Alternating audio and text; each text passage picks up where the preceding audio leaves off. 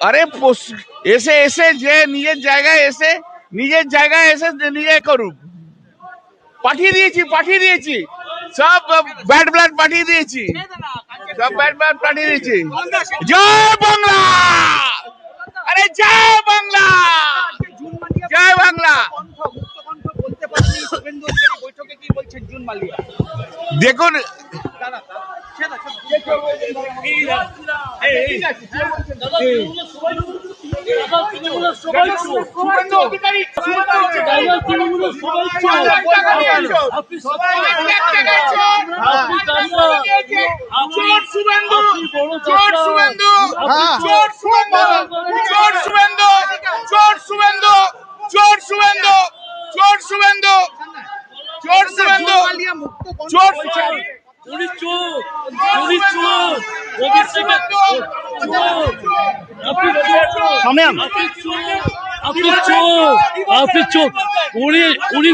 উনি তৃণমূলের সন্তান, উনি তৃণমূলের চোখ, উনি তৃণমূলের।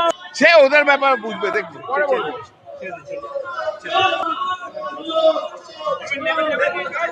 শুভেন্দু চোর, শুভেন্দুর বাবার চোর, শুভেন্দু বাবার চোর।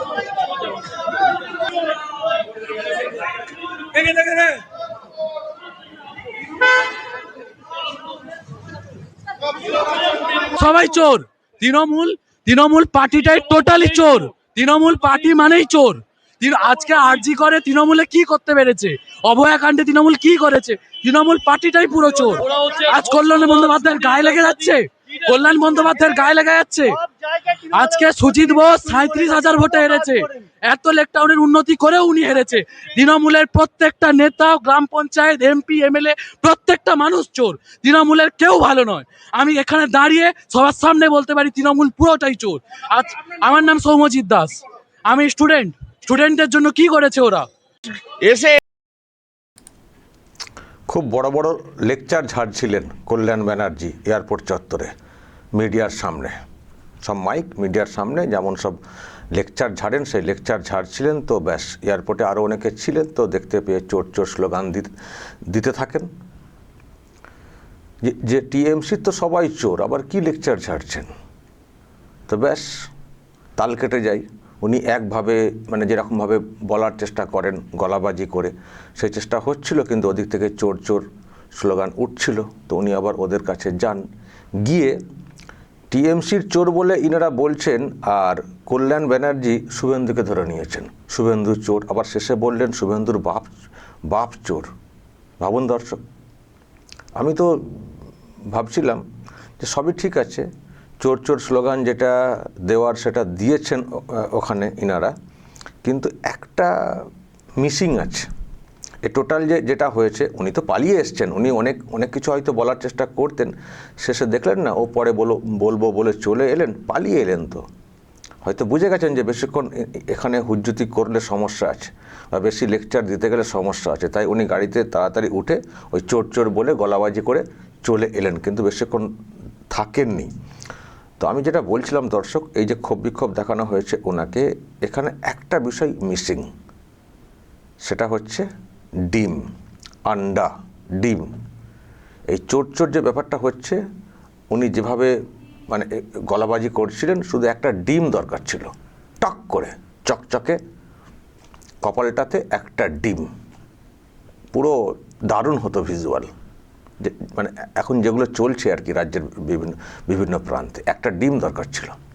তবে যা করছেন কল্যাণ ব্যানার্জি, তাতে ওনারও ডিম থেরাপি আসন্ন, যা বুঝতে পারছি। উনিও বুঝতে পারছেন।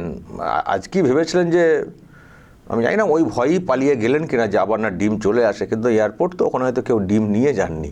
একটু আশপাশে হলে ডিম হয়তো এসে যেত খুব দ্রুতই। এয়ারপোর্ট তো, ওখানে ডিম তো আর মানুষ কেন নিয়ে যাবেন। তো ওখানে দেখতে পেয়েছেন উনি এরকম বলছেন বলে রুখে দাঁড়িয়েছেন যারা স্টুডেন্ট, বললেন না স্টুডেন্ট, কি করেছেন ওনারা, এই তো অল্প বয়সী একটি ছেলে, তার রিয়াকশান এসছে যে উনি এখানে লেকচার ঝাড়ছেন, অমক তমক জ্ঞান দিচ্ছেন। ওনারা কি করেছেন, আর সব তো চোর।